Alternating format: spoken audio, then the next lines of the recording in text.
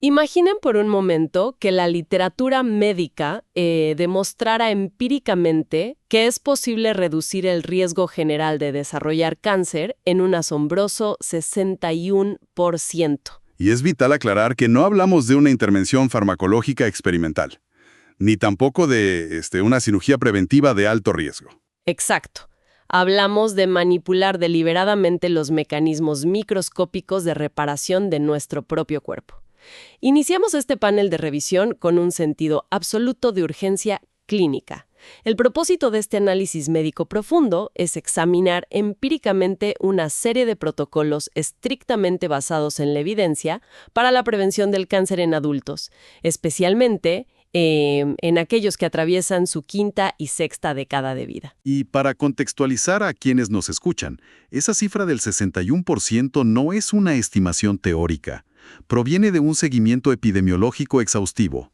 Para establecer la magnitud de lo que estamos discutiendo hoy, debemos remitirnos de inmediato al estudio de la Escuela de Salud Pública de Harvard, publicado en la revista JAMA Oncology en 2022.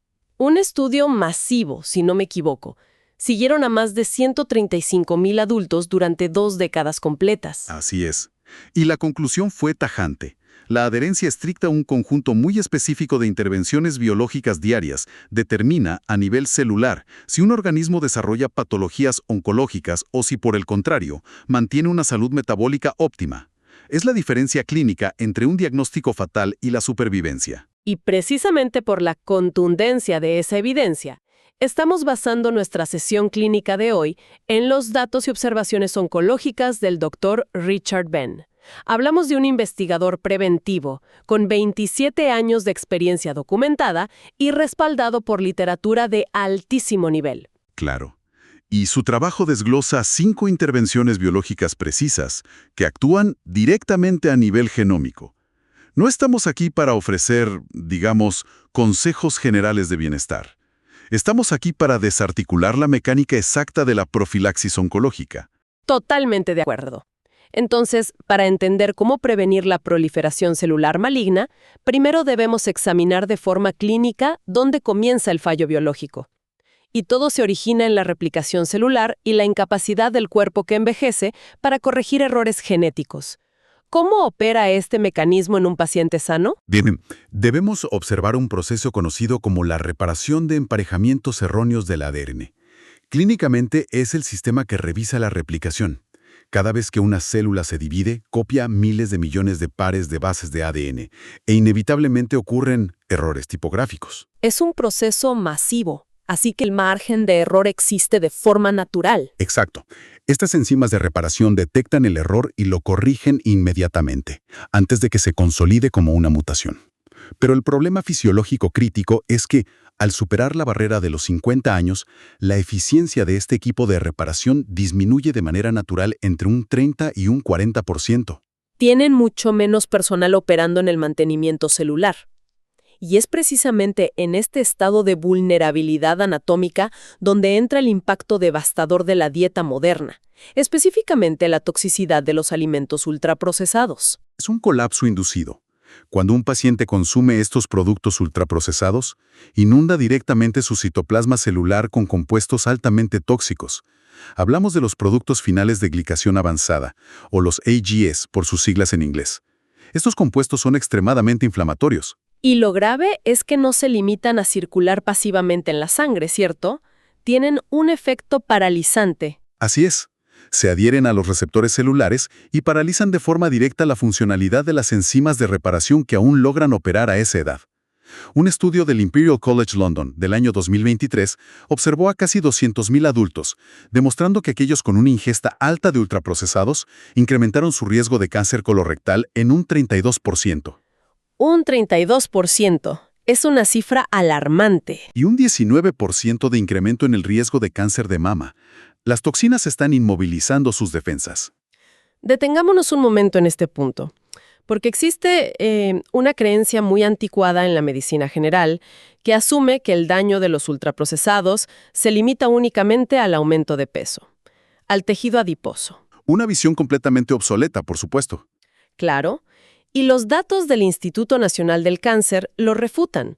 mostrando un aumento del 28% en la mortalidad general por cáncer debido a estos alimentos, de forma completamente independiente a la obesidad. Si volvemos a la analogía clínica del equipo de control de calidad, biológico, introducir toxinas AGEs en un sistema ya mermado por la edad es provocar un fallo sistémico absoluto. No es solo ganar peso, es arrojar químicos corrosivos sobre los mecanismos de defensa. Es una excelente forma de visualizarlo.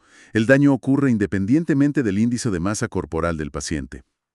Revisemos la evidencia a través del caso clínico de Sandra, una paciente de 58 años documentada en la literatura de revisión. ¿Cuáles eran sus parámetros iniciales? Sandra no presentaba obesidad, pero su dieta dependía casi totalmente de ultraprocesados. Sus analíticas revelaron marcadores inflamatorios severos. Su proteína C reactiva ultrasensible y su interleucina 6 estaban en rangos de alto riesgo. Además, presentaba inflamación visible de la mucosa en una colonoscopía de rutina. Un terreno biológico perfectamente preparado para la oncogénesis. ¿Cuál fue el protocolo prescrito? La intervención fue estrictamente biológica y nutricional. Se indicó la exclusión absoluta de ultraprocesados, reemplazándolos exclusivamente por alimentos integrales de un solo ingrediente. 0 intervenciones farmacológicas antiinflamatorias. ¿Y la respuesta de los marcadores celulares? En un periodo de 12 meses, su proteína C reactiva experimentó una caída del 44%. La interleucina 6 retornó a parámetros de normalidad. Y, lo más destacable, la inflamación de la mucosa y la displasia leve observada en su colonoscopía se revirtieron por completo. Esa reversión es un dato clínico profundo. Demuestra empíricamente que al retirar la carga tóxica de los AEGs, el sistema de reparación de emparejamientos erróneos puede recuperar su funcionalidad. Sin embargo, en la práctica clínica sabemos que por más pulcra que sea la intervención dietética, algunas células inevitablemente mutarán y lograrán evadir este primer punto de control genético. Totalmente. La biología no es infalible. Exacto. Y es ahí donde el cuerpo requiere de un mecanismo de defensa inmunológica secundario, altamente agresivo, para localizar y eliminar esas células aberrantes. Esto nos lleva directamente a nuestra segunda intervención clínica obligatoria, la arquitectura crítica del sueño profundo. Y aquí debemos rechazar contundentemente un mito médico muy peligroso. Se refiere a la noción de que los adultos mayores necesitan dormir menos horas. Precisamente, es un error garrafal. Reducir la inflamación es vital, sí, pero requerimos inmunovigilancia activa. Le pido que introduzca el mecanismo de las células asesinas naturales, las células NK, y cómo dependen de la arquitectura del sueño. Con gusto. Las células MK son, en términos médicos, las fuerzas de seguridad internas del organismo. Su única función es patrullar los tejidos, identificar células que presentan mutaciones precancerosas e inducir su destrucción inmediata. Pero este escuadrón de defensa depende enteramente de las fases 3 y 4 del ciclo de sueño, lo que llamamos el sueño de ondas lentas o sueño profundo. Es decir, no actúan al máximo durante la vigilia. No, su pico de producción y maduración ocurre durante esas fases específicas del sueño. Durante las ondas lentas, el cuerpo secreta una cascada de citocinas que amplifican la eficacia de estas células NK. El déficit crítico surge porque, después de los 60 años, la proporción de sueño de ondas lentas que el cerebro humano logra sostener cae de forma natural en un 50%. Un deterioro anatómico severo del cual muy pocos médicos advierten a sus pacientes. Y si a ese deterioro natural le sumamos malos hábitos de sueño, el panorama es catastrófico. Un estudio de la Universidad de Chicago, publicado en el Journal of Experimental Medicine en 2019, concluyó que dormir menos de 6 horas en una sola noche reduce la actividad funcional de las células NK en un aterrador 70%. ¿Un 70% de inactividad del sistema inmunológico primario por una mala noche? Resulta clínicamente devastador. Y las implicaciones a largo plazo están medidas. La Agencia Internacional para la Investigación del Cáncer determinó el 2021 que el sueño crónico corto aumenta el riesgo general de cáncer de colon en un 55%, el de mama en un 40% y el de próstata en un 36%. Fijémonos en la magnitud de esos porcentajes. Ahora, ¿cómo se aborda esto en un entorno clínico real? Porque prescribir pastillas para dormir a menudo interfiere con esa arquitectura de ondas lentas. Exacto. ¿Los hipnóticos no inducen un sueño reparador real? Consideremos el caso de Robert, de 63 años. Acudió con un patrón de sueño severamente fracturado y pólipos precancerosos ya detectados. La intervención médica prescrita fue una higiene de sueño estricta, cero exposición a la luz a partir de las 21 horas, control térmico de la habitación a 19.4 grados Celsius y una suplementación dirigida con glicinato de magnesio. ¿Y cuál fue la lectura de sus biomarcadores post-intervención? Tras implementar este protocolo, las polisomnografías confirmaron que su tiempo de sueño profundo se duplicó objetivamente. Como resultado directo de esa mejora en la arquitectura, su conteo de células NK operativas se incrementó en un 38%. Hay un concepto fundamental dentro de esta intervención que requiere un análisis más riguroso, y es el establecimiento de lo que denominamos un sueño ancla. En la clínica, esto significa establecer una hora de despertar absolutamente innegociable, independientemente de la hora a la que el paciente logró conciliar el sueño. Es imperativo que profundicemos en esto. ¿Por qué el anclaje matutino es neurobiológicamente superior a la simple instrucción de pedirle al paciente que se acueste más temprano? Es una cuestión de calibración del núcleo supraquiasmático, que es el marcapaso circadiano primario situado en el hipotálamo. Este núcleo no se regula por la hora de acostarse, se sincroniza mediante el impacto de la luz en la retina al momento del despertar. Al fijar un sueño ancla, generamos una interrupción drástica de la melatonina y un pico de cortisol perfectamente programado. Lo cual genera una cascada endocrina predecible. Así es. Si el paciente despierta a horas variables, el cerebro sufre un desfase crónico. Al mantener la hora de despertar estricta, acumulamos lo que llamamos presión homeostática de sueño durante el día. Esto garantiza que, al llegar la noche, el descenso hacia las fases 3 y 4 de ondas lentas sea acelerado, consolidado y maximice la liberación de citocinas para las células NK. Tiene un sentido fisiológico total. Es decir, preparamos el terreno endocrino horas antes de que siquiera se inicie el descanso. Ahora bien, pasemos a la fase de vigilia. Una vez que la vigilancia inmunológica ha sido reactivada mediante esta arquitectura de sueño, el abordaje médico exige suprimir los catalizadores hormonales que permiten la proliferación acelerada de tumores durante el día. Y esto nos lleva a la tercera intervención, la modulación del factor IGF-1 mediante el movimiento metabólico dirigido. Un factor de riesgo absolutamente ignorado en la consulta geriátrica tradicional. El factor de crecimiento insulínico tipo 1 o IGF-1 es una hormona esencial en la juventud para el crecimiento óseo y tisular. Sin embargo, en organismos de edad avanzada, mantener niveles elevados de esta hormona se vuelve peligrosamente proliferativo. Para visualizarlo clínicamente, describimos el IGF-1 como el pedal de aceleración de la división celular, y su contraparte protectora, la proteína P53, actúa como el freno de emergencia o el supresor de tumores primario. El problema es que el sedentarismo mantiene ese pedal presionado al fondo, actuando literalmente como un fertilizante biológico para el cáncer. Es una analogía anatómica perfecta. Si hay una célula precancerosa, un IGF-1 basal alto le proporciona el estímulo químico para multiplicarse sin control. Y es aquí donde la prescripción de actividad física se vuelve una terapia de supervivencia. Pero quiero hacer una corrección semántica crítica frente a quienes nos escuchan y frente a la comunidad médica. La palabra ejercicio tiene connotaciones totalmente obsoletas. Para los pacientes mayores se asocia erróneamente con fatiga cardiovascular o rendimiento deportivo, lo que reduce la adherencia al tratamiento a casi cero. Propongo firmemente que este panel utilice el término clínico movimiento metabólico prescrito. Apoyo la reclasificación del término, colega. Es mucho más preciso.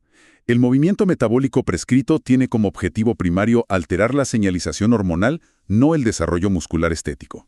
La Sociedad Americana del Cáncer documentó en 2020 que apenas 150 minutos semanales de este movimiento moderado reducen el riesgo de cáncer de colon en un 42% y la recurrencia del de mama en un 38%. Para dar directrices claras, ¿qué protocolos exactos de movimiento logran este descenso en los niveles de la hormona de crecimiento tumoral? Son intervenciones de alta frecuencia pero de baja intensidad. La Universidad de Queensland, en el año 2022, evidenció que realizar caminatas de solo 5 minutos por cada hora continua de sedestación logra reducir los marcadores inflamatorios promotores de tumores en un 27%. 5 minutos cada hora es una intervención asumible para cualquier paciente, incluso con comorbilidades articulares. Exacto. Y aún más potente, un ensayo de la Universidad de Stanford, en 2021, demostró que caminar inmediatamente después de las comidas suprime los picos de glucosa postprandiales en un 33%. Esto corta el suministro de energía directo al entorno inflamatorio. El caso de la paciente Eleanor ilustra esto de manera ejemplar, tengo entendido. Así es, Eleanor, 71 años, sobreviviente de cáncer previo y diagnosticada con osteoartritis severa. Los regímenes tradicionales en gimnasios eran inviables para ella. El abordaje médico reemplazó cualquier ejercicio extenuante por un protocolo estricto de caminatas postprandiales de 20 minutos y pausas activas durante el día. Y el impacto en su perfil endocrino fue sustancial. En 12 meses, la analítica mostró que su nivel de IGF-1 circulante cayó un 23%. Retiramos, utilizando su analogía, el pie del acelerador biológico, regulando al alza la actividad de la proteína P53. Es una modulación hormonal profunda sin fármacos. Ahora, es crucial entender que controlar este factor de crecimiento resulta inútil si el sistema neuroendocrino superior está enviando señales de pánico que instruyen a las células dañadas a sobrevivir. Esto nos lleva directamente a nuestra cuarta intervención clínica y al factor de riesgo más clínicamente subestimado en la medicina occidental, la carga alostática o el estrés crónico prolongado. Y esto debe abordarse desde la genómica y la endocrinología pura, no desde un enfoque psicológico blando. Completamente de acuerdo, colega. Cuestiono duramente la tendencia histórica de nuestra profesión de relegar el manejo del estrés a un plano secundario. Demando que en este panel sea reclasificado como una intervención de modulación neuroendocrina de emergencia. Le solicito que clarifique a nivel molecular cómo los niveles crónicamente elevados de cortisol sabotean la reparación del ADN. Por supuesto, la bioquímica es implacable. Cuando un paciente soporta una carga alostática alta, su torrente sanguíneo está inundado de cortisol de manera sostenida. Este exceso penetra la barrera celular y suprime agresivamente la expresión de dos genes críticos, el BRCA1 y el BRCA2. Que son precisamente los pilares centrales de la reparación del ADN genómico. Exacto. El estrés paraliza la maquinaria que previene las mutaciones, pero la patología no se detiene allí. Simultáneamente, este estado de hiperalerta crónica regula al alza una vía inflamatoria intracelular conocida como NF-κB. Esta vía celular es crucial. Clarifiquen médicamente cómo esta vía impide que las células precancerosas se autodestruyan. De manera natural, cuando una célula sufre daños estructurales irreparables, el cuerpo desencadena la apoptosis, que es la muerte celular programada. Es un suicidio celular para proteger al tejido sano. Sin embargo, cuando la vía NF-κB está sobreexpresada por el cortisol, actúa dotando a la célula tumoral de un blindaje molecular protector. Es decir, crea una resistencia a la apoptosis. Precisamente. Instruye biológicamente a las células malignas incipientes para que ignoren las señales de autodestrucción y continúen proliferando, garantizando su supervivencia frente a nuestros propios sistemas de defensa. Es un sabotaje biológico interno, donde el cuerpo protege al agresor. ¿Qué revela la epidemiología reciente sobre este mecanismo? El Centro Oncológico de la Universidad Estatal de Ohio demostró en 2022 que el estrés crónico severo reduce la actividad y penetración de los linfocitos infiltrantes de tumores en un 48%. Además, un metaanálisis del Instituto Karolinska en 2023 evidenció que la carga alostática eleva el riesgo de desarrollar cánceres hematológicos en un 43% y cáncer de pulmón en un 31%. Ante esta evidencia anatómica, prescribir simplemente que el paciente se relaje es negligencia médica. La intervención requiere modulación del sistema nervioso parasimpático. Veamos el caso clínico del paciente David, de 66 años. David presentaba un ritmo de secreción de cortisol totalmente invertido. Su sistema operaba bajo una señal de amenaza ininterrumpida. La prescripción clínica fue contundente. 12 minutos diarios obligatorios de respiración diafragmática protocolizada, utilizando el patrón neurofisiológico 478. 12 minutos para alterar la expresión del NF-κB. ¿Cuáles fueron los resultados metabólicos? Las métricas a los 6 meses de seguimiento validaron la intervención. Su curva de cortisol diurno se normalizó por completo y, críticamente, los marcadores inflamatorios de la vía NF-κB experimentaron una caída del 31%. Despojamos a las células precancerosas de su armadura. Lo que correlaciona de manera exacta con los datos de la Universidad Carnegie Mellon del año 2021, que probaron que únicamente 12 minutos de esta modulación son suficientes para reducir el cortisol salival en un 26%. Ahora bien, hasta este punto hemos establecido protocolos defensivos vitales. Hemos abordado toxinas, sueño, metabolismo y endocrinología. Así es, pero todas estas métricas analizadas requieren de un proceso de diagnóstico biológico subyacente y unificador para funcionar de manera sinérgica en el organismo. Llegamos al quinto y último protocolo clínico, la intervención biológica maestra que orquesta todas las defensas anatómicas, la autofagia celular. Un proceso brillante de la fisiología evolutiva. El término autofagia significa de manera literal comerse a sí mismo. A nivel microscópico, es un estado de limpieza y escrutinio celular profundo. Cuando se activa, la célula descompone y recicla proteínas mal plegadas, estructuras mitocondriales defectuosas y material genético oxidado que, de no eliminarse, desencadenarían neoplasias masivas. Pero este mecanismo profiláctico no está operativo por defecto, ¿verdad?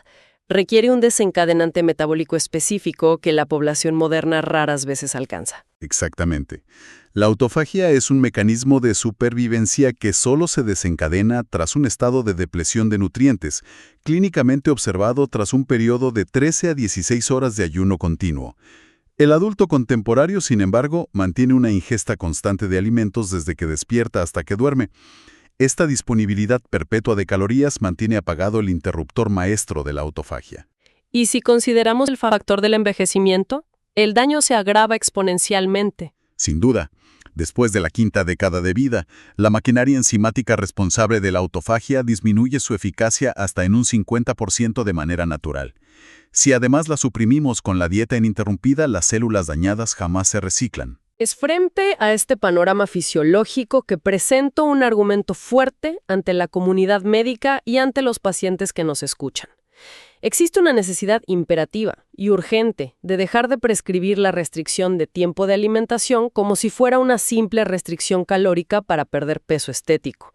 Esa semántica banaliza la biología. Totalmente. Limitar la ventana de ingesta no es una dieta, es un protocolo innegociable de profilaxis oncológica y protección de la integridad del ADN celular. Precisamente.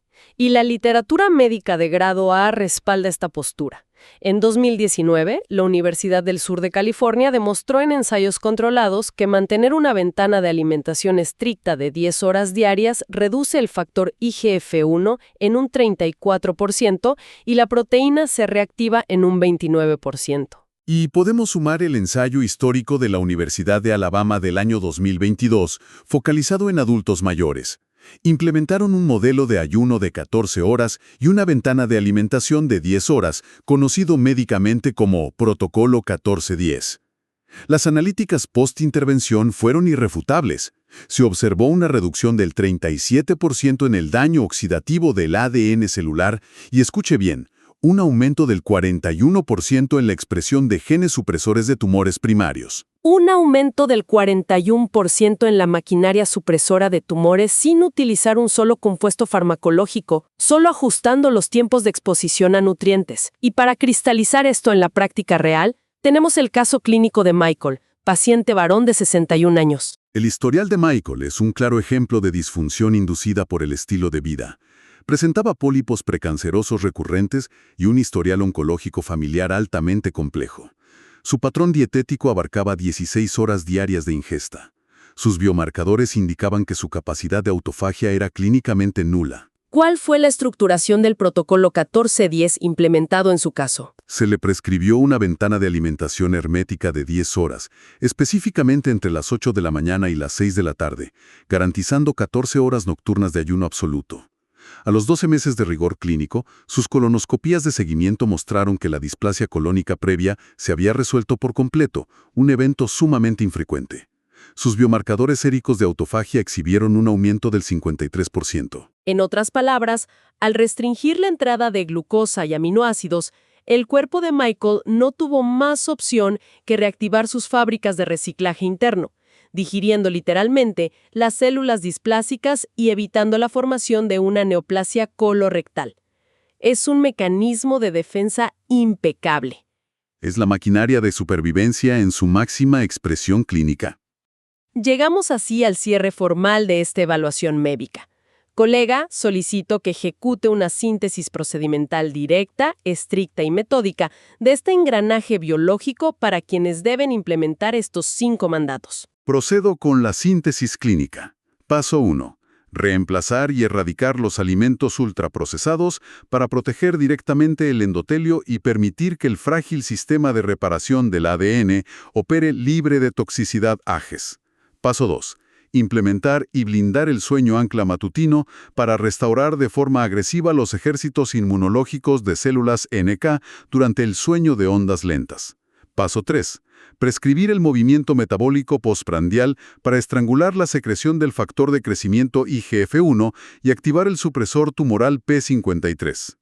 Paso 4. Someter la carga alostática y el cortisol mediante modulación respiratoria diafragmática para proteger la expresión de los genes BRCA y desactivar el blindaje tumoral de la vía NF-κB. Y paso 5. Establecer de forma crónica una ventana estricta de alimentación para forzar la activación diaria del sistema maestro de reciclaje y limpieza intracelular, la autofagia celular. Una recapitulación inmejorable de las vías moleculares de defensa.